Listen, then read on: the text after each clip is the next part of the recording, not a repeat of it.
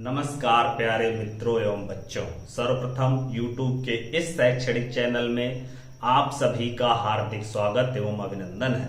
आज का यह video BA, BSc, BCom, BHSC तृतीय वर्ष, MA चतुर्थ सेमेस्टर तथा विविध प्रतियोगी परीक्षाओं में लगा हुआ शीर्षक राजभाषा हिंदी एवं हिंदी की संवैधानिक स्थिति पर आधारित है।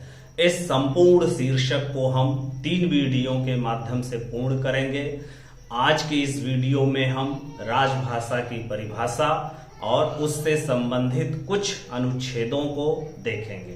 तो आइए इस वीडियो की हम शुरुआत करते हैं कि राजभाषा शब्द अंग्रेजी के ऑफिशियल लैंग्वेज या स्टेट लैंग्वेज का पर्याय है, जिसका अर्थ होता है राजकाज की भाषा या प्रशासनिक कामकाज की भाषा।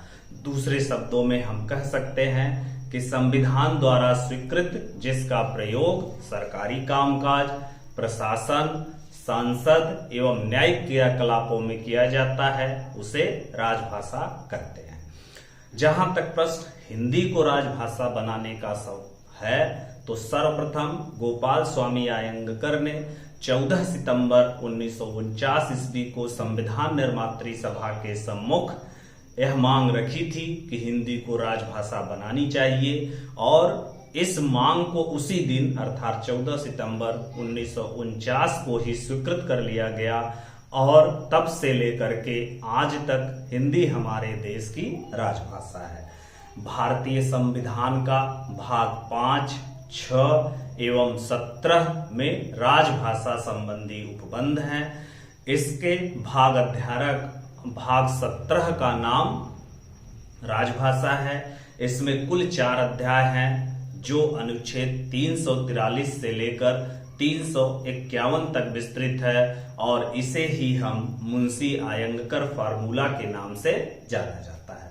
तो जैसा कि आप बोर्ड पर देख रहे हैं कि राजभाषा हिंदी या हिंदी की जो संवैधानिक स्थिति है, राजभाषा शब्द ऑफिशियल लैंग्वेज या स्टेट लैंग्वेज का पर्याय है, जिसका सामान्य अर्थ होता है राजकाज की भाषा या प्रशासनिक भाषा। दूसरे शब्दों में हम कह सकते हैं कि संविधान द्वारा स्वीकृत भाषा जिसका प्रयोग सरकारी कामकाज, प्रशासन, संसद एवं न्यायिक क्रियाकलापों में किया जाता है, उसे हम राजभाषा कहते हैं। हिंदी को राजभाषा बनाने की सर्वप्रथम मांग गोपाल स्वामी अयंगार ने 14 सितंबर 1949 को संविधान निर्मात्री सभा के सामने प्रस्तुत की, और उसी दिन संविधान द्वारा इस मांग को स्वीकार कर लिया गया। तब से लेकर आज तक हिंदी हमारे देश की राजभाषा है।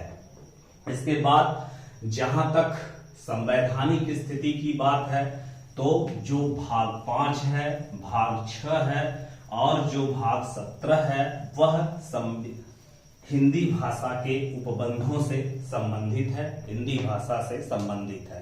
तो भारतीय संविधान का भाग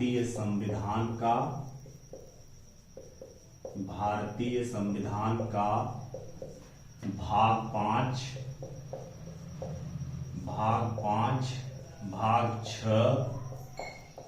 भाग 6 एवं भाग 17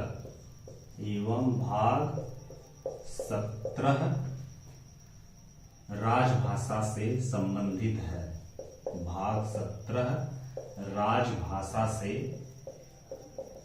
संबंधित है। इसमें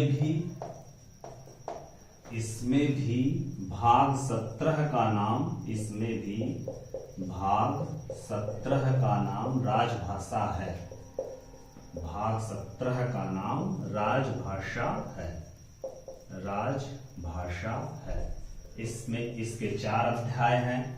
राजभाषा है, इसके 4 अध्याय हैं, अर्थात इस भाग के 4 अध्याय हैं।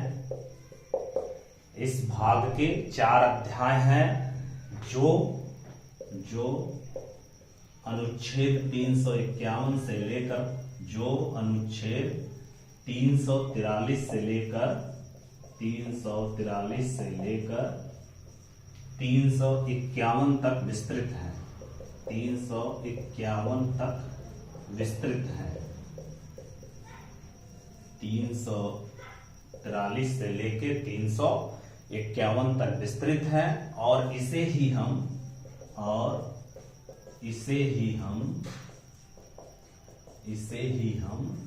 आयंगकर फार्मूला, मुंशी आयंगकर फार्मूला के नाम से जाने जाते हैं। इसे ही हम मुंशी आयंगकर फार्मूला के नाम से जानते हैं, क्योंकि यह सुझाव मुंशी आयंगकर ने दिया था, इसीलिए हम इसे मुंशी आयंगकर फार्मूला के नाम से जानते हैं।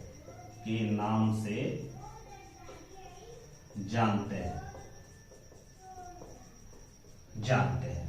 इस प्रकार भारतीय संविधान का भाग 5, भाग 6 एवं 17 तथा 11 अनुच्छेद अर्थात 343 से लेकर 351 तक और संसद से संबंधित 120 तथा 210, ये 11 अनुच्छेद जो हैं वो राजभाषा से संबंधित है, जिनका संक्षिप्त विवरण इस प्रकार है। तो सबसे पहले हम जो संसद में बोली जाने वाली भाषा है भाग 5 और संविधान का अनुच्छेद 120, उस पर चर्चा करेंगे। अनुच्छेद 120 भाग 5, अनुच्छेद 120 और भाग 5। यह अनुच्छेद 120 भाग 5 में जो बातें देश के संबंध में कही गई है, वही बात संविधान के अनुच्छेद 210 भाग 6 में राज्यों के संबंध में कही गई है। इसमें कहा गया है कि संसद का कार्य हिंदी या अंग्रेजी में किया जाएगा, किंतु यदि कोई सदस्य हिंदी या अंग्रेजी में अपनी बात को अभिव्यक्त नहीं कर सकता है तो वह लोकसभा के अध्यक्ष या राज्यसभा के सभापति की अनुमति के अनुसार अपनी मातृभाषा में भी अपनी बात को रख सकता है।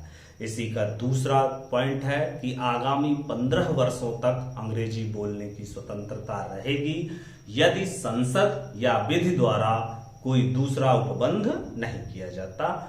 यह बात किसमें कही गई है? अनुच्छेद 120 भाग 5 कि संसद का प्रत्येक व्यक्ति या प्रत्येक सदस्य, संसद का प्रत्येक सदस्य अपनी बात हिंदी या संसद का प्रत्येक सदस्य अपनी बात किसमें रखेगा? हिंदी या अंग्रेजी में रखेगा। अपनी बात या जो भी कार्य होंगे, संबंधित कार्य वो किसमें किए जाएंगे? हिंदी में किए जाएंगे। किंतु वहां एक प्रावधान और जोड़ा गया, किंतु यदि कोई व्यक्ति ऐसा है जो गांव से दूर दराज से भारत के विविध अंचलों से आया हुआ हो, वह न हिंदी बोल सकता है और न अंग्रेजी बोल सकता है, तो वह विशेष परिस्थितियों में अपनी मातृभाषा में भी बात रख सकता है। किंतु यदि कोई सदस्य जो अपनी बात को हिंदी या अंग्रेजी में रखने में असमर्थ है, जो अपनी बात को हिंदी या अंग्रेजी में रखने में असमर्थ है, अंग्रेजी में रखने में असमर्थ है, तो वह लोकसभा अध्यक्ष,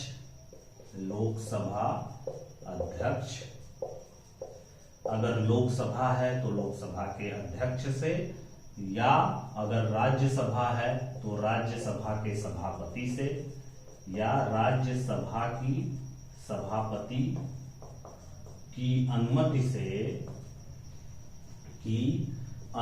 से अपनी बात या कार्य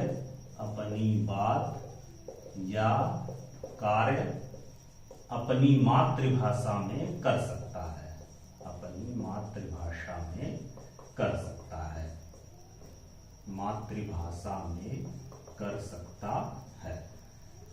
ठीक है, तो यह पॉइंट 1 था।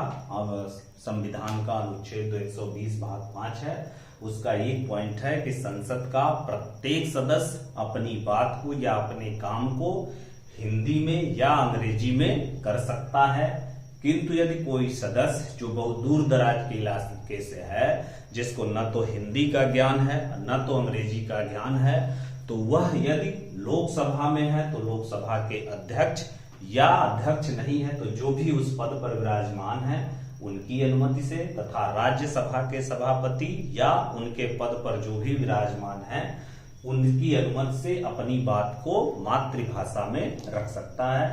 ये 120 अनुच्छेद भाग 5 का प्रथम पॉइंट था। इसी में एक दूसरा उपबंध भी है।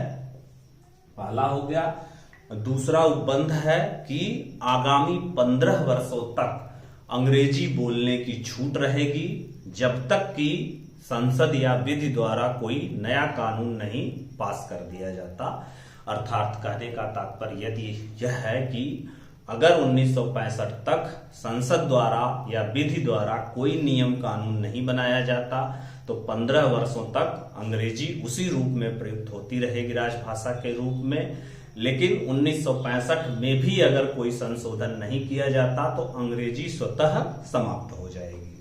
तो समाप्त क्यों नहीं हो गई? क्योंकि 1965 में संसद द्वारा नियम बना दिया गया कि इसे 15 वर्ष तक और आगे जारी रखा जाए, और ऐसे 15 वर्ष कर तक के वो अभी भी अंग्रेजी भी हिंदी के साथ राजभाषा के रूप में स्वीकृत है। तो इसकी जो दूसरी बात है वह कह रही है कि आगामी 15 वर्षों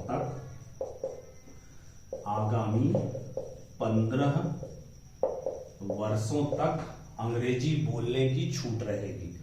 आगामी 15 वर्षों तक अंग्रेजी बोलने की छूट रहेगी। अंग्रेजी बोलने की छूट रहेगी।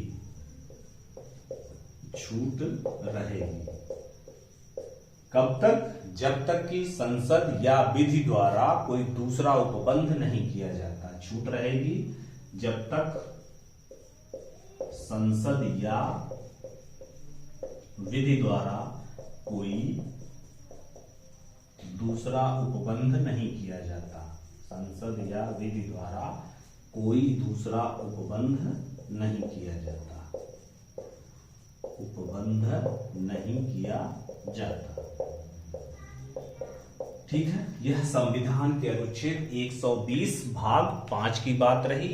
और ठीक यही स्थिति संविधान के अनुच्छेद 210 भाग 6 में हो जाती है।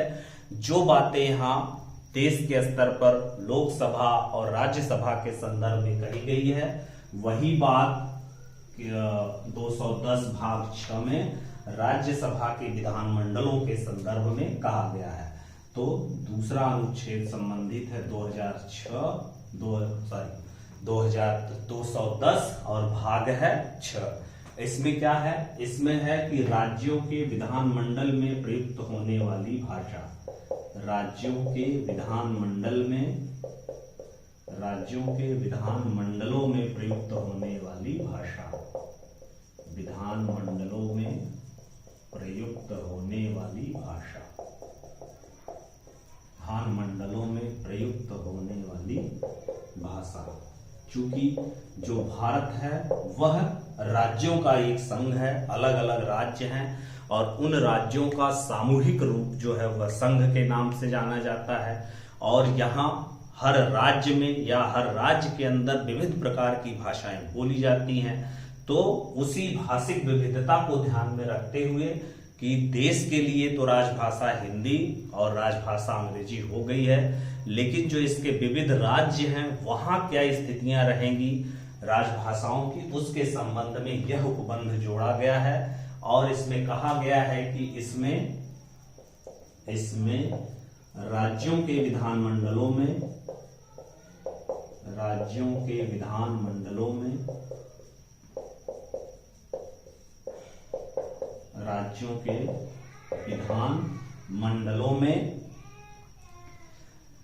विधानमंडलों में कार्य राज्य की राजभाषा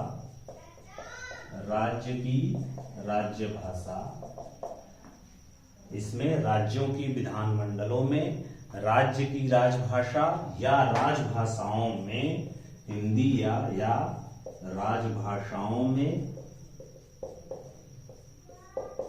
राजभाषाओं में हिंदी या अंग्रेजी का प्रयोग किया जा सकता है। राज्य की राजभाषा या राजभाषाओं में हिंदी या अंग्रेजी का प्रयोग किया जा सकता है। अंग्रेजी का प्रयोग किया जा सकता है।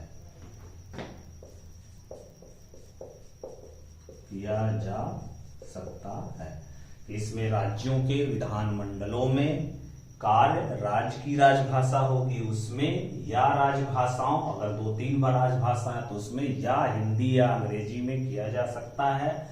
और वही शर्त यहां भी है कि यदि कोई सदस्य हिंदी या अंग्रेजी में अपनी बात रखने में असमर्थ होता है, अपनी बात रखने में असमर्थ होता है तो वह अपनी मातृभाषा में बात रख सकता है। असमर्थ होता है तो अपनी बात मातृभाषा में रख सकता है।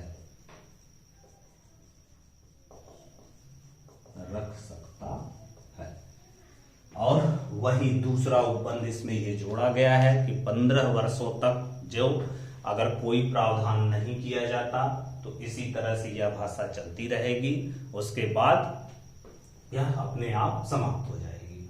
तो इस तरह से जो संविधान का अनुच्छेद 120 भाग 5 और संविधान का अनुच्छेद 210 भाग 6 था, वह यह बताता है कि संसद में कौन सी भाषा बोली जाएगी तथा राज्य के विधानमंडलों में कौन सी भाषा बोली जाएगी।